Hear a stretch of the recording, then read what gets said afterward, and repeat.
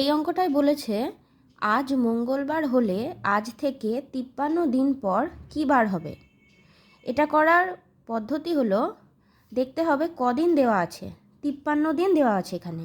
এই 53কে প্রথমে 7 দিয়ে ভাগ করতে হবে, কারণ আমাদের এক সপ্তাহে 7 দিন। 53কে 7 দিয়ে ভাগ করে আমাদের ভাগশেষ এলো 4। এই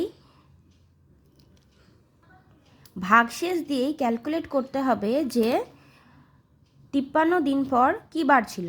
এরপর প্রশ্নে দেওয়া আছে মঙ্গলবার। এই মঙ্গলবারের পর থেকে 4 দিন আমাদেরকে আরও এগিয়ে যেতে হবে। মঙ্গলবারের সাথে আরও 4 দিন যোগ করলে হচ্ছে বুধ, বৃহস্পতি, শুক্র, শনি। তাহলে উত্তর হয়ে যাবে শনিবার।